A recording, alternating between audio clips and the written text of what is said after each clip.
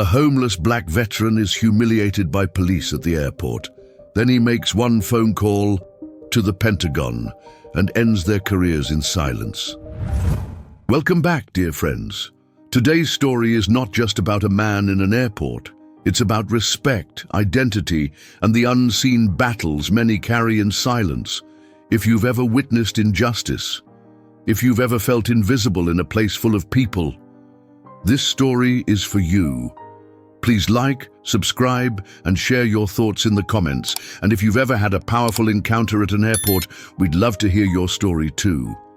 Now, let's begin. It was 6:45 a.m.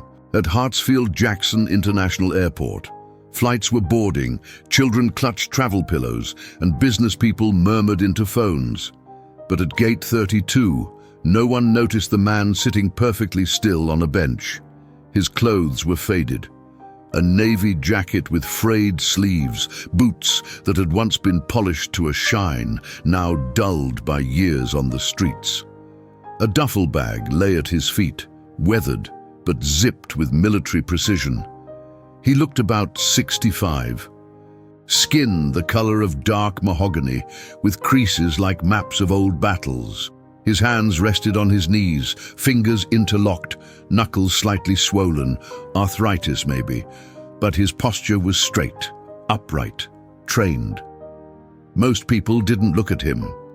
Just another homeless man, they thought, sleeping in the warmth of a public space, harmless, until the security officers came. "Sir," the younger one said, tall, white, early 30s, hands resting near his belt. "This area is for ticketed passengers only. I'm going to need you to move along." The man didn't blink, didn't move. The second officer, older, heavier, white, added with less patience, "You can't loiter here, sir. Where's your boarding pass?" Still, the man said nothing. He just looked at them, calm, direct, unafraid. "Are you refusing to comply?" the younger one asked, his voice tightening. The older one reached for his radio. And that's when the man spoke, low, steady, unshaken. "Before you embarrass yourselves, I suggest you look inside the left pocket of my duffel. There's an ID card." The officers hesitated. This wasn't the voice of someone confused or dangerous. It was clear, commanding. The younger officer opened the pocket, pulled out a small leather case, flipped it open. His eyes widened, his mouth opened slightly. A military ID, expired. But the title read, Colonel William H. Daniels, USAF, Retty. The older officer snorted. "Anyone can fake one of these. Try the number on the back," Colonel Daniels said, "but I recommend using the secure line." Now people were watching. A couple nearby stopped mid-sip of their coffee. An airline attendant slowed her steps. The officers stepped back, confused, a shift in power they hadn't expected. Colonel Daniels leaned forward slightly and looked them in the eyes. "I've been disrespected before, but never in uniform." The words landed heavy. He wasn't loud, but every syllable carried weight. The younger officer seemed unsure now. "Why are you here, sir?" "I'm waiting," Daniels replied simply, "same as anyone else." A long silence passed. Then Daniels pulled out an old cell phone. The screen was cracked, the casing scratched, but he dialed with precision. 3 rings, and someone answered. "Yes, Colonel." Daniels didn't smile, but his eyes said enough. "Put me through to General Brigham's office. Tell him Daniels is at Hartsfield, and we've got a situation." The color drained from the younger officer's face. Across the terminal, the mood had changed. He wasn't a forgotten man anymore. He was a storm they hadn't seen coming. For a moment, all sound seemed to drain from the terminal near Gate 32. The airport noise, the buzz of rolling luggage, boarding announcements, and overhead conversations faded behind an invisible wall of tension. Colonel Daniels ended the call and placed the phone calmly on his lap. He didn't move, didn't gloat, His presence alone was now louder than any raised voice. The two officers stood in an awkward silence, their posture more rigid now, their authority visibly shaken. The younger one shifted his weight and looked toward the terminal desk, as if hoping for a distraction or an excuse to step away. "You said, General Brigham?" the older officer finally asked. Daniels nodded slowly, his eyes fixed ahead, as if watching something the others couldn't see. "You boys ever served?" he asked. Neither answered. Daniels turned his head just enough to glance at them. "Didn't think so." His voice wasn't mocking, it was weary, like a man too tired to be angry, but too proud to let it go. The younger officer swallowed. "Sir, we didn't realize who you were. It's just protocol." "Protocol," Daniels interrupted, raising an eyebrow. "Is it protocol to harass a man who's sitting quietly? Or is it protocol to assume that if someone looks like me, dressed like this, they must be a problem?" That landed hard. The older officer looked away, jaw clenched, trying to find an answer that wouldn't make things worse, but it was too late for that. Passengers were beginning to murmur. A few had their phones out, recording discreetly. A woman with silver hair sitting 2 rows away whispered to her husband. "He said, Colonel." Daniels took a deep breath, his chest rising slowly under the worn fabric of his jacket. "You don't know the things I've seen," he said softly. "The things I've done for this country. And yet, here I sit, in the land I swore to protect, being treated like a criminal for resting my knees." The younger officer shifted again. "We didn't mean any disrespect." "Disrespect doesn't need intention to be real," Daniels replied. And then, a sound that shifted the entire room's energy, a ringtone. Short, secure. Daniels answered the phone. "Colonel Daniels, this is Colonel Matthews from the Joint Chiefs Liaison Office. I was informed you requested contact." Daniels didn't raise his voice. "Yes. I'm currently at Hartsfield-Jackson. 2 airport police officers decided to question my right to sit quietly. One of them suggested my credentials might be fake." Silence on the other end. Then, "Understood, sir. Remain where you are. We'll handle it." Daniels hung up and folded his hands again. The younger officer turned pale. "You called the Pentagon?" "No," Daniels said with a hint of dry humor. "They called me." The older officer stepped back instinctively, as if realizing too late that he was standing on the wrong side of history. Daniels looked out at the tarmac beyond the glass windows, where a plane was lifting off into the early morning light. "You want to know what broke me?" he asked, more to himself than to them. "It wasn't war. It was coming home." He didn't elaborate. He didn't need to. Across the gate area, silence settled again, this time out of respect. What had started as intimidation had turned into something else entirely, a reckoning, and the storm was just beginning. The airport manager arrived within minutes, red-faced and flanked by another officer. She was mid-40s, professional, clearly unsettled. Her eyes scanned the terminal, instantly locating the source of the disturbance. "Officers McClary and Trent," she said sharply, "please step aside." They obeyed, reluctantly. She turned to Daniels, who hadn't moved from the bench. "Sir," she began, smoothing her blazer nervously, "I've just been informed of your identity.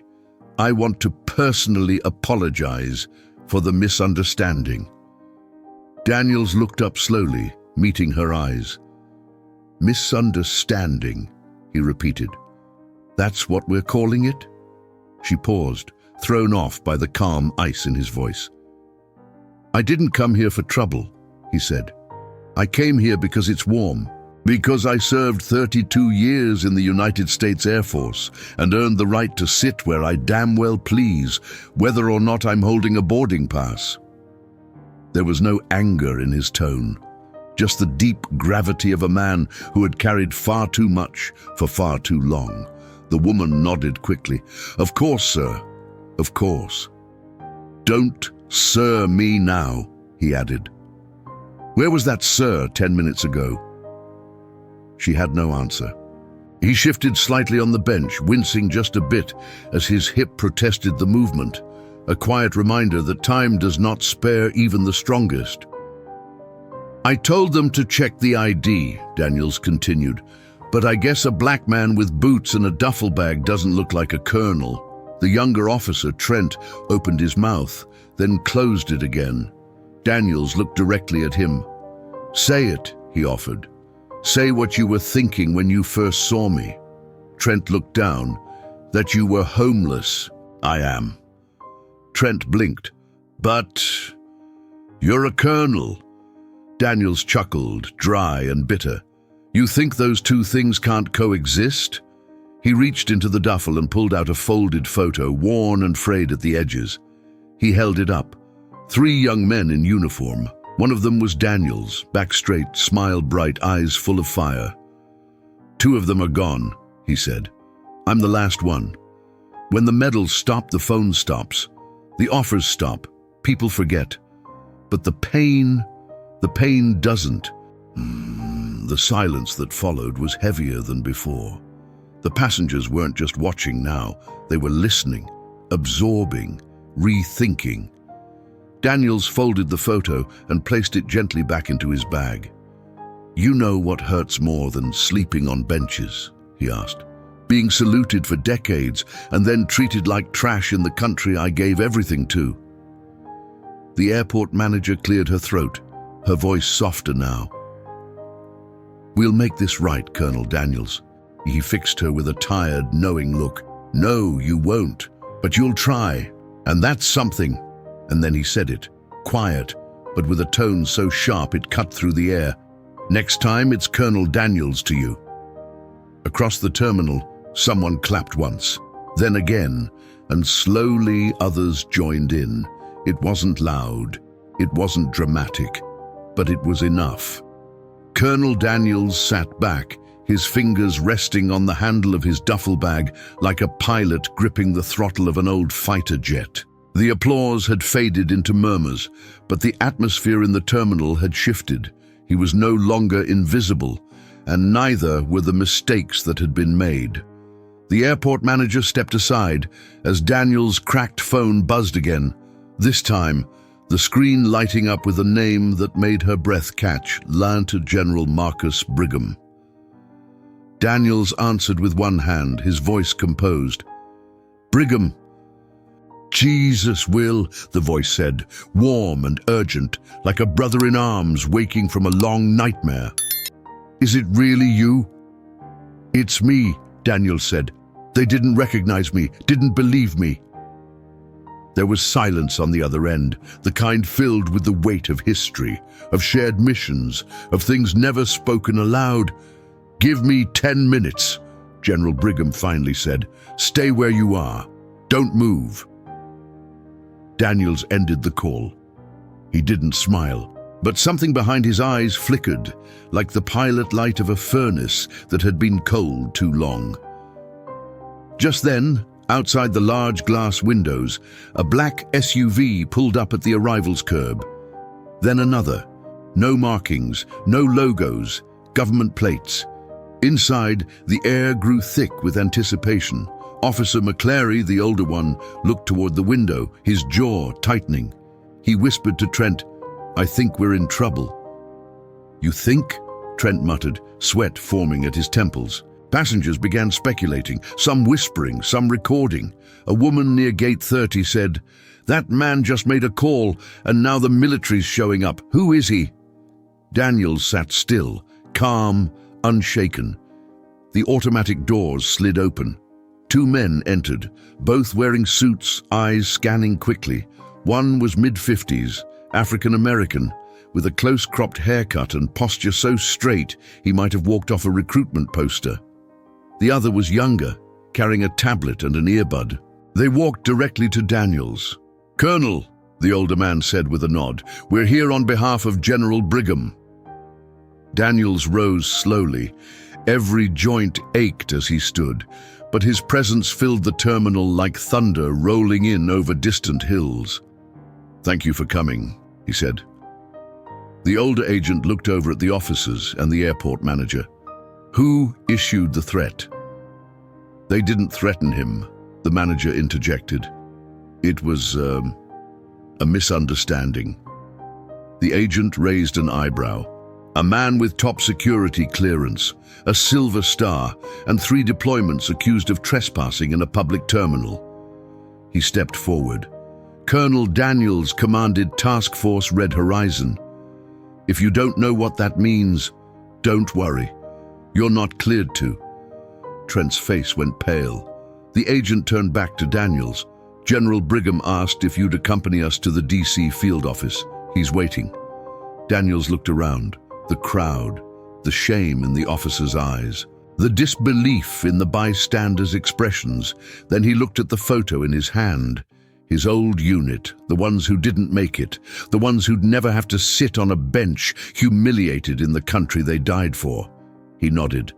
"Let's go." As they walked away, the agents flanking him, something happened. A TSA officer standing near security raised his hand in a silent salute.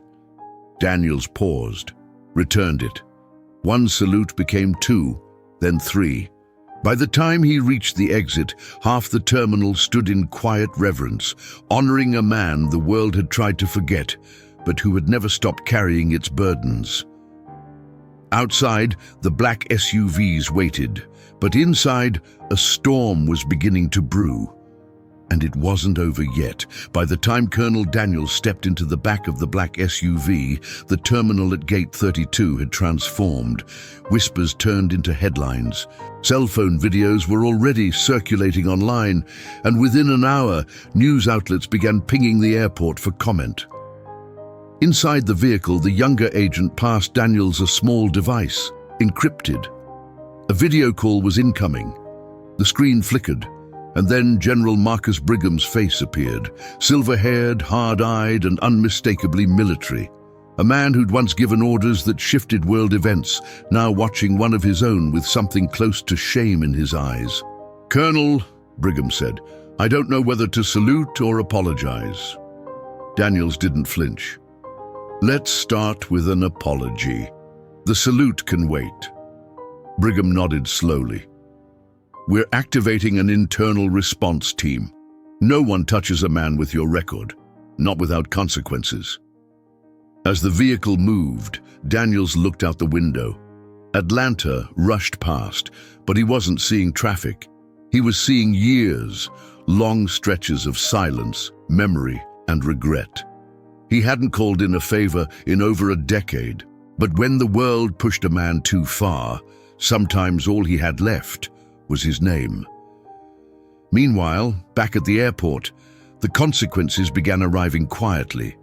2 black sedans parked near the staff entrance. 4 men stepped out in crisp suits, wearing nothing but black ties and unreadable expressions. They carried no weapons, but their badges opened every door. The airport manager was pulled from her office.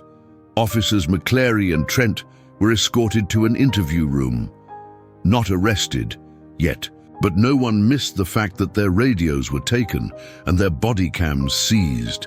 A digital forensic team downloaded the footage from the terminal's overhead cameras. Every angle, every word, every moment of escalation, and they didn't stop at the incident. They went back weeks, then months. Other faces appeared on the screen, other confrontations, other people who weren't so lucky to have a Pentagon number in their phone. It wasn't just Daniels. It was a pattern. The agent said nothing as they collected evidence, but everyone in that security office felt it, the slow, suffocating descent of accountability. Word traveled fast. By noon, the Department of Defense had issued a short statement. Colonel William H. Daniels, USAF, retired, served with distinction for over 30 years. He remains a respected member of the armed forces community. We are aware of the situation at Hartsfield-Jackson and are conducting a full review. Inside the SUV, Daniels sat quietly, staring down at the cracked screen of his phone. He thought of his wife, gone now. Of the child they lost, of the missions they couldn't speak of, and the medals that gathered dust in pawn shops. Of the day he stopped being Colonel Daniels and started being, "Hey buddy, you can't sleep here." A tear traced down the edge of his face. Just one. Silent. He didn't cry for himself. He cried for all the soldiers who didn't live long enough to be disrespected. And for the ones who did. At the Pentagon satellite office, he stepped out of the SUV to find a red carpet wasn't waiting, just truth. And truth was all he ever wanted. But for the officers at Gate 32, the story was only beginning. Their names would be remembered, not for what they did, but for who they underestimated. And Colonel Daniels. He was about to get his voice back. 2 days later, the Atlanta skies were grey and brooding, fitting for what was happening inside the small, windowless conference room tucked in the lower level of the airport's administrative wing. Officers McClary and Trent sat stiffly at a long table. Across from them were 2 internal affairs investigators, 2 federal agents, and a military liaison with a notepad and a stare that could silence a room. The atmosphere was dense. Not with noise, but with consequences. "Let's begin," said the lead investigator, a sharp-eyed woman named Sandra Knox, former FBI. "On June 9th at approximately 6:45 a.m., you approached a seated individual at Gate 32. Can you tell us why?" McClary cleared his throat. He appeared to be loitering. No luggage, no ticket in sight. "And what about his behavior suggested a threat?" she pressed. "He didn't comply when asked to leave." "You mean he didn't stand up immediately?" Trent shifted in his seat. "It wasn't about race. We've removed people before for sleeping at gates." Knox leaned forward. "He wasn't sleeping. He was sitting upright, eyes open, bags beside him. There was no room for argument. The footage was already reviewed." "And when he presented a military ID?" McClary answered too quickly. "We thought it was fake." "You assumed," Knox said sharply, "based on appearance." Silence. Then the liaison spoke, calm but lethal. "Colonel Daniels served under my command for 3 years. You don't know who you touched. He once led a mission that rescued downed pilots from hostile territory with no air support. He has more medals than years you've been in uniform." Neither officer responded. They didn't need to. Their careers had already begun to unravel, but it wasn't just about punishment, it was about a pattern. The Department of Transportation had quietly dispatched a civil rights review team. The ACLU had issued a statement. Social media erupted with stories from other veterans, many of them people of color, describing similar treatment in public spaces. One tweet read, "My father wore the uniform, got called sir in Iraq, and boy at the grocery store." At a cafe inside the terminal, a local news crew interviewed a janitor who witnessed the event. "I've seen him before," she said of Daniels. "He never bothered nobody. Always sat quiet, always polite. I thought he was just tired." When asked what she thought of what happened, she paused. Sometimes the people you ignore the most are the ones who carried the world on their backs. Meanwhile, in a modest DC office, Colonel Daniels reviewed a folder. Inside were 2 photos. One showed him standing tall in uniform beside General Brigham, medals catching the sun. The other was yesterday's viral image. Daniels seated on the bench, framed by officers, a cell phone in hand, and a look that said enough. "You want to speak publicly?" Brigham asked. Daniels stared at the photo for a long time. "No, not yet. This isn't about a headline." Brigham nodded. "Then what is it about?" Daniels looked up, eyes steady. "Dignity." And just like that, the real mission began. The world now knew his name. News anchors used it with solemn tones. Hashtags surged. Commentators debated. But what they didn't know, what no one really knew, was why Colonel William H. Daniels disappeared in the first place. Why a man once revered had vanished into the shadows, becoming a ghost in the very country he helped protect. That truth was more painful than any uniform could hide. It began 16 years earlier, during a mission classified so deeply it never made the news. Colonel Daniels had been leading a covert recovery op in Eastern Europe, retrieving captured assets and personnel under conditions that no protocol ever anticipated. When the mission went sideways, the Pentagon wanted scapegoats. One junior intelligence officer had made a mistake, fatal, yes, but honest. Daniels took the blame, quietly, without question. "I gave the order," he told them, knowing full well it wasn't true. He did it to protect a young soldier's future, to preserve a life. What they gave him in return was a quiet discharge. No ceremony, no press, no pension, just silence. His savings dwindled. His wife, already battling cancer, passed within the year. The VA helped, at first. But bureaucracy is slow and grief is fast. His home was foreclosed, the medals packed in boxes, the uniforms donated. He walked out of the system one morning and never walked back in. Atlanta was warm. It had buses and an airport, one filled with people who never looked long enough to see him. For Daniels, invisibility became safety. The world forgot him, and in a strange way, he was grateful.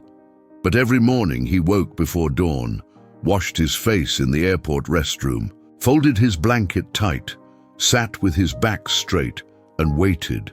Waited for what, he never knew, until the moment those officers stood in front of him. In a room in D.C., Daniels shared this story, not with the press, but with a military psychologist, a kind-eyed woman named Dr. Neely, assigned to evaluate his emotional readiness. "I don't need therapy," he said. "I know," she replied, "but maybe you need to say it out loud once, to someone who sees you." He looked at her, and then he talked. He spoke of the cold nights, the meals skipped, the way people would clutch their bags tighter when they passed him, the time he almost called his old friend in Virginia, only to hang up at the last ring. He spoke of how he still recited the Airman's Creed under his breath every night before sleeping, and when he was done, she said something he hadn't heard in years. "Thank you, Colonel, for everything." He blinked hard, but didn't speak. Back at the airport, his bench remained empty, but on it, someone had placed a folded American flag, and beneath it a handwritten note, "We see you now." 3 weeks after the incident, Colonel Daniels returned to the airport, not because he had to, but because he needed to. He walked slowly through the atrium, no longer hunched or cautious. He wore a clean pair of trousers, a pressed shirt, and the same navy jacket, now repaired at the sleeves. His boots, freshly shined, echoed with every step, and people noticed. Not because he sought attention, but because he carried a presence that filled the space. At Gate 32, a small crowd had quietly gathered.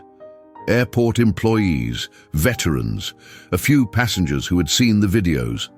Someone had taped a copy of his military photo to the wall beside the seating area. Daniel stopped. He hadn't expected this. A TSA agent nearby stepped forward, a young woman with tears in her eyes. She saluted without a word. Daniels returned it, stiff, dignified, precise. One by one, others followed.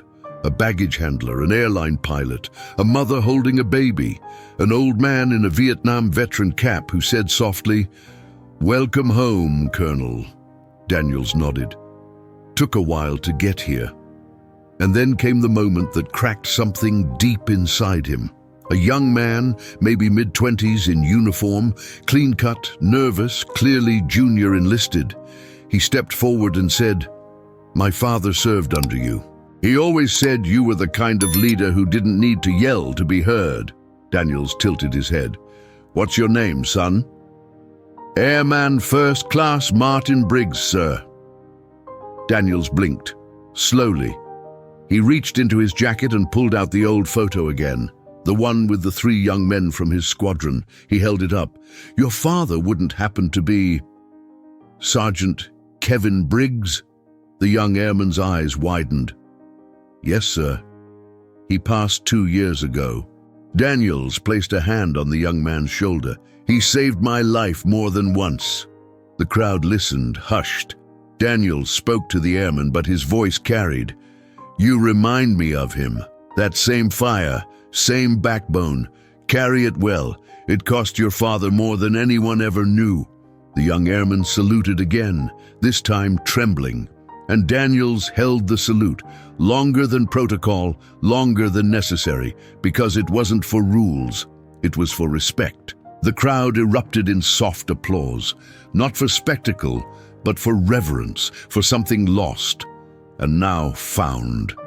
Before leaving, Daniels approached the bench where he used to sleep. He sat down just for a moment, and then stood.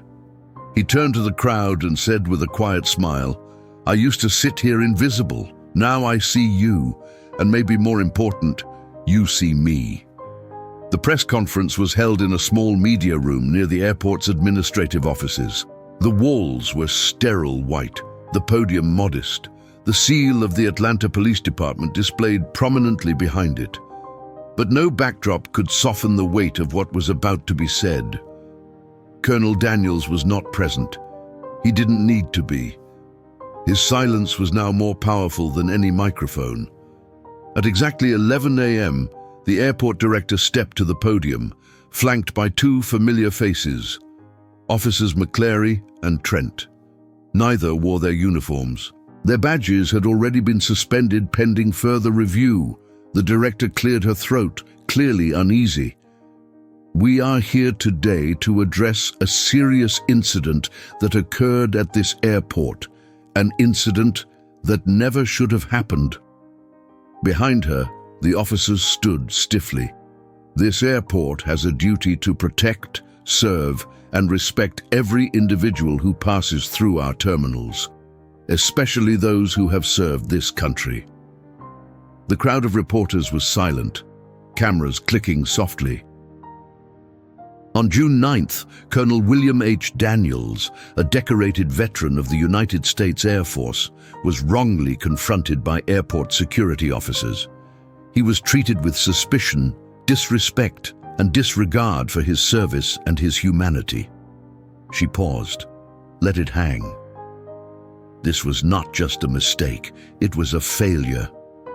Then, with visible reluctance, Officer Trent stepped forward. His voice was subdued but clear. "To Colonel Daniels, I want to say I'm sorry. We didn't see you for who you were. That's on me. No excuse will change that." Next was McClary, whose voice cracked slightly. "I served 2 years in the reserves," he began, "and I thought I understood what service meant. But I never walked the miles you have. I didn't treat you with the respect you earned. I apologize." The statement was short, but it was broadcast live. Every major news network picked it up. The military community responded instantly. Some called it long overdue. Others said it was not enough. But for many, it was a start. That same evening, the Pentagon issued a rare follow-up statement. Colonel William H. Daniels exemplifies the best of our armed forces: duty, sacrifice, and quiet strength. His service did not end when his uniform was folded. We recognize him, we honor him, we will do better. Inside a modest VA housing facility, Daniels watched the broadcast on an old TV mounted to the wall. He didn't say a word, but when the camera panned across the officers' faces, he reached for a pen and a sheet of paper. He wrote 3 words: "I forgive you." Not to be mailed, not to be tweeted, just to be written. Because sometimes the most powerful statements are never spoken out loud. And for the first time in years, Daniels exhaled, not from fatigue, but from release. Colonel Daniels stood at the airport's information desk, a small envelope in his hand. It was crisp, official-looking, embossed with the seal of the Department of Veterans Affairs. Inside was a one-way, first-class ticket. Destination, Washington, D.C. But this wasn't a summons. It was an invitation, a reinstated honor. He was to be the keynote speaker at a national military remembrance event, an annual gathering that had for years overlooked men like him. This year, that changed. As he approached the security line, the TSA agent, young Latino polite, stood a little straighter when he saw the name on the boarding pass. "Colonel Daniels," the agent said, voice respectful. "Thank you for your service." Daniels nodded. "Thank you for seeing me." The gate agent at the terminal was just as reverent. "We've upgraded your seat, sir. Lounge access too. Anything you need." Daniels chuckled softly. "I just need to get there." As he boarded, he moved slowly down the jet bridge, taking it all in. The smells of coffee and fuel, the rustle of newspapers, the click of heels and boots. For decades, this had been the soundtrack of his life, but today, it sounded different. He stepped into the cabin. The flight attendant smiled wide. "Welcome aboard, Colonel." He took his seat, 1A, window. As the plane taxied, he pulled from his bag the photo, the one he always carried. His old squadron, 2 gone, 1 still standing. He held it against the window, letting the morning light pass through it. "I'm still here," he whispered. As the plane lifted off, Atlanta shrinking beneath him, Daniels felt the weight he'd carried for years loosen, not disappear, but shift, from burden to badge. In DC, they would ask him to speak about honor, about country, about sacrifice, but he already knew what he would say. He would tell them that the uniform may come off, but the soul never does. That some heroes walk in silence until the world forces them to roar. That dignity isn't a privilege, it's a birthright, and no rank or ruin can take it away.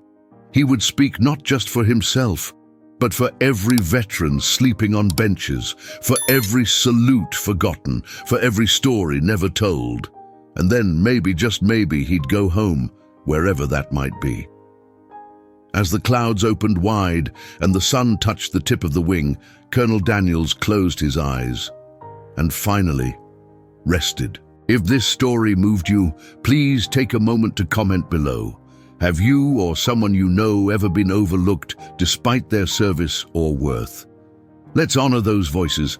Don't forget to like, subscribe, and hit the notification bell so you never miss a story that touches the soul.